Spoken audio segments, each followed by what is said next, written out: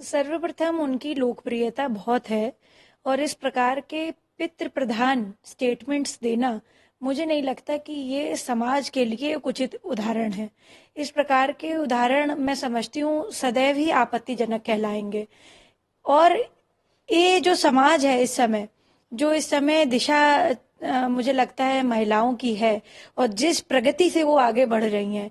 आदरणीय प्रधानमंत्री जी नरेंद्र मोदी जी जहां भारत के जो है 33% आरक्षण दे रहे हैं महिलाओं को, हर फील्ड में, आपकी आर्मी से लेकर के फाइटर जेट्स उड़ाने तक का, पुलिस में और जो है सेना में, हर जगह महिलाओं का जो है एक तरह से आप देखिए कि दिन प्रतिदिन उनको प्रोत्साहित किया जा रहा है कि आप जो है फोर्सेस में आए, उनको जो है उचित स्थान दिया जाए।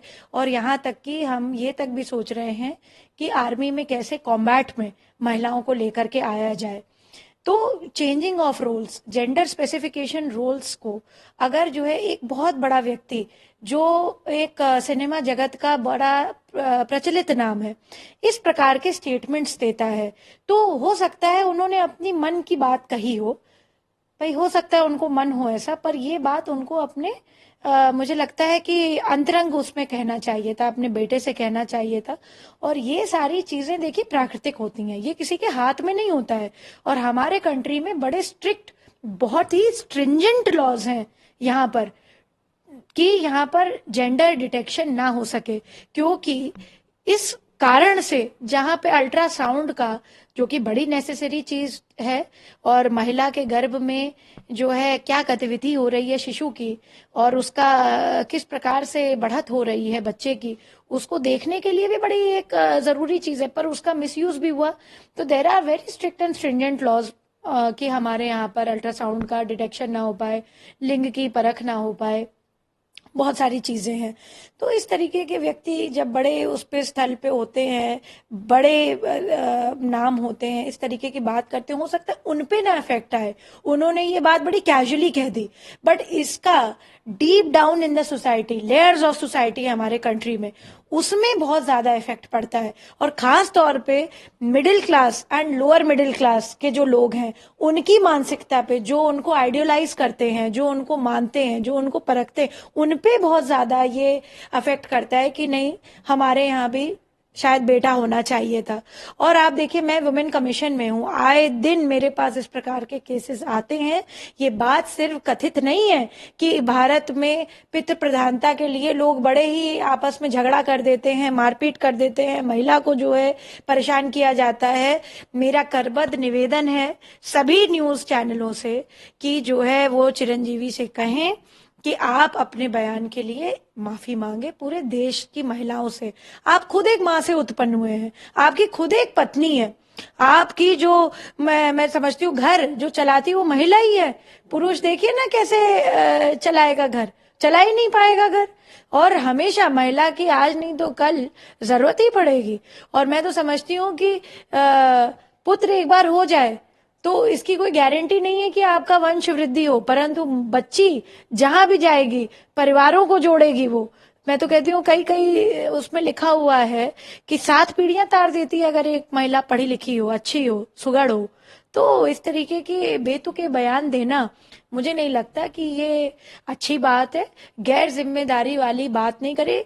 अब अगर आपका बड़ा पब्लिक प्रोफाइल है, आप पे ईश्वरी कृपा है कि आप और लोगों के आप पे जो है आशीर्वाद है, जन विश्वास है, उसको इस प्रकार से खंडित ना करें। इस प्रकार की बात आप अपने निजी उसमें करिए, वातावरण में करिए।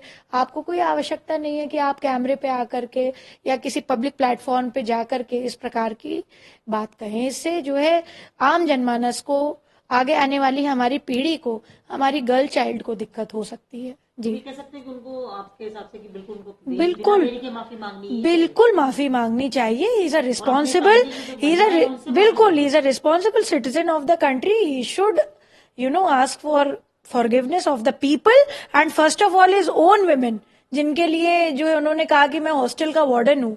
मतलब आप जो है, मुझे तो लगता है कि एक टाइम अगर वही उनको खाना ना मिले तो वार्डन भी परेशान हो जाएगा या हो जाएगी। तो जो है उनको अपने घर में पहले ये सब सुरक्षित माहौल रखना चाहिए। और बच्चियां तो देखिए खुशी ही लेके आती हैं।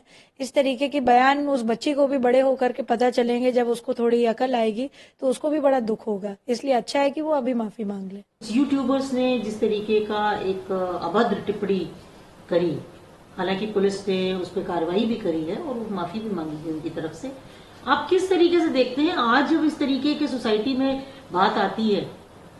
आपको लगता है कहाँ ले जा रहा है सोसाइटी, या कहाँ जा रहा है? आप खुद इसको कैसे देखते हैं? देखिए मुझे लगता है कि चंद फॉलोअर्स बढ़ाने के लिए, चंद जो है अपने आप को लोकप्रिय करने के लिए लोग इस प्रकार की अभद्र और आपत्तिजनक टिप्पणी करते हैं। आजकल ये शायद ट्रेंड हो गया है, परंतु यह ट्रेंड कितना विभत्स हो सकता है ये मैं समझ पाई हूँ इस प्रकरण को देख करके, जिसमें इतनी अभद्र बात कही गई उन्होंने स्वयं के माता पिता के लिए। आप देखिए ना, समाज का कितना नैतिक पतन होता जा रहा है।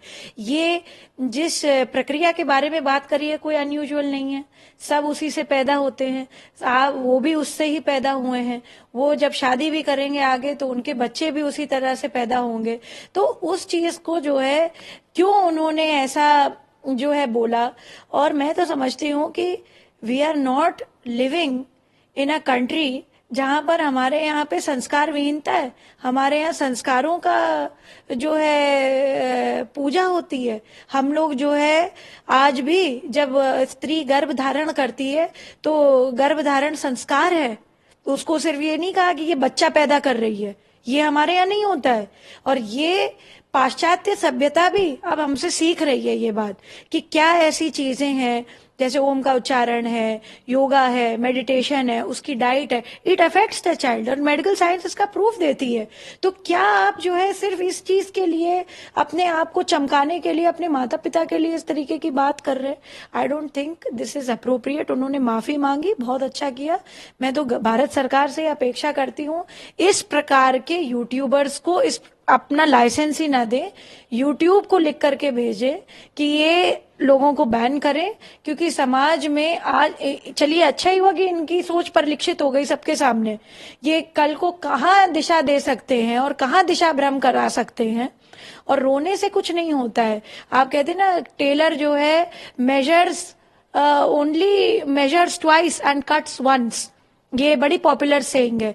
आप दो टेलर कोई भी होता है, टेलर का मतलब है कोई भी व्यक्ति अपनी बात जब कहेगा तो उसको 2 बार 3 बार समझेगा, एनालाइज करेगा, तब हम बोलते हैं। और उसका कट करना, यानी कपड़े को कट करना सिर्फ एक बार काटता है। यानी कोई भी अगर गलत बात भी कहे तो उसको एक बार कहे, परंतु इतनी गलत बात अपने ही माता पिता के लिए जो व्यक्ति बोल रहा है वो क्या उदाहरण प्रस्तुत करेगा हमारे समाज के सामने। तो हमें ये बात देखनी पड़ेगी कि हम कहाँ पर खड़े हैं, कहाँ पर हम हैं, क्या व्यवस्था, क्या चिंता, क्या चिंतन में हम हैं, क्या संस्कार हमारे भारत के हैं। और ये भारत नहीं है, ये आदरणीय प्रधानमंत्री जी का 2050 का भारत नहीं है। ये युवा अगर इस तरीके का हो रहा है तो हमें उसको ठीक करना पड़ेगा। वो चाहे हमें जो है, वो कहते नहीं सटे साठे हम समझ रहे, तो यानी अगर सट के साथ सटता जरूरी है, फिर उसको हमें लाइसेंस कैंसिल करना चाहिए। और हमें ये बात के लिए भारत सरकार की प्रतिबद्धता होनी चाहिए। जो पुलिस ने एक्शन किया है, कमेंट कि भाई बड़ा अच्छा काम किया, आई सल्यूट द पुलिस कि उन्होंने एक अच्छा स्टेप लिया। जिन लोगों ने इसके पीछे बहुत सारी रिपोर्ट दर्ज करी हैं उनको भी मेरा नमन है कि आपने भारत की संस्कृति सभ्यता को बचाने के लिए अपने से हट करके ऊपर सोचा, क्योंकि देश ऐसे ही बनता है। देश सिर्फ एक व्यक्ति, जो आपको मिली है, इसका फ्रीडम ऑफ स्पीच का मतलब ये नहीं कि कुछ भी आप नहीं बोल सकते हैं, और खास तौर से आप अपने पेरेंट्स के लिए इस तरह से नहीं बोल सकते हैं। हमारे पेरेंट्स चाहे कुछ भी हों, आज हमारे प्राण है अगर, तो हमारे माता पिता की वजह से हैं। आज अगर हम सांस ले रहे हैं, ये पूरा शरीर का जो तंत्र है, हमारी नासिका, हमारे आंख, हमारे कान, हमारा ब्रेन, सब कुछ हमारे माता पिता का दिया हुआ है। तो उसको हमें किस तरह से यूज करना है, भाई भगवान ने भी अपने माता पिता को ही सबसे पहला वो माना। तो जो है इस तरीके की बातें करना अच्छी बात नहीं है। उनको माफी के साथ साथ मैं भारत सरकार से ये निवेदन करूंगी, करबद्ध निवेदन करूंगी कि इनका लाइसेंस कैंसिल करें।